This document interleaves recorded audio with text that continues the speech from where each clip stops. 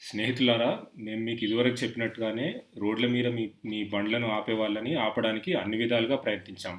అందుకే రోడ్ల మీద మీ పైన దౌర్జన్యం చేస్తున్న వారి వల్ల మీరు పడుతున్న కష్టాలు కోర్టులో వినిపించి మీ అందరికీ అనుకూలమైన తీర్పు తీసుకొచ్చాము.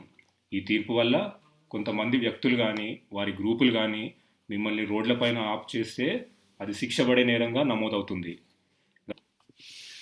నిన్న ప్రభుత్వం ట్రాన్స్పోర్ట్ డిపార్ట్మెంట్ ద్వారా ఊబర్ యాజమాన్యాన్ని అసోసియేషన్స్ని ఒక మీటింగ్కి పిలిపించింది.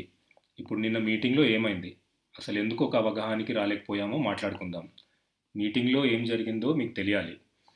అసలు ఫస్ట్ ఆఫ్ ఆల్ ఆ మీటింగ్కి వచ్చిన వాళ్ళకి నేను మీతో డైరెక్ట్గా మాట్లాడడం అస్సలే నచ్చలేదు.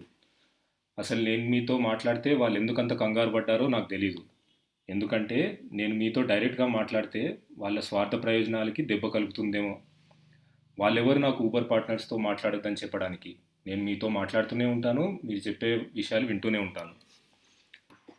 అందులో అసలు నిన్న మాట్లాడడానికి వచ్చిన వాళ్ళల్లో సగం మందే డ్రైవర్ పార్ట్నర్ ఉన్నారు.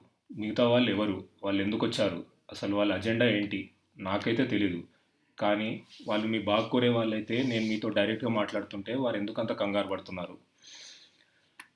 అందులో వచ్చిన వాళ్ళు కొందరు మంది డ్రైవర్ పార్ట్నర్స్ కూడా ఉన్నారు. కాకపోతే వాళ్ళు చాలా రోజుల నుంచి, నెలల రోజుల నుంచి అసలు ఊబర్ యాప్లోనే లాగిన్ అవ్వలేదు. అంటే దాని అర్థం వాళ్ళకి ఏదో వేరే ఆదాయం కూడా ఉంది. అందుకే ఈ స్ట్రైక్ వల్ల కానీ, ఈ చర్చలు వాయిదా వేయించినా కానీ వాళ్ళకి ఇబ్బంది ఏం లేదు. ఇబ్బంది పడేది మీలాంటి కష్టాన్ని నమ్ముకున్న డ్రైవర్ పార్ట్నర్స్. ఇది మీరు ఆలోచించాలి. నేను అక్కడికి వచ్చిన వాళ్ళకి చాలా క్లియర్గా చెప్పాను, అయ్యా మీ లాగిన్ డివైస్ ఓపెన్ చేసి ఒకసారి లాగిన్ అవ్వండి, అక్కడనే తెలిసిపోతుంది అక్కడ ఉన్న వాళ్ళు ఎంతమంది డ్రైవర్ పార్ట్నర్స్ ఎంతమంది కాదు.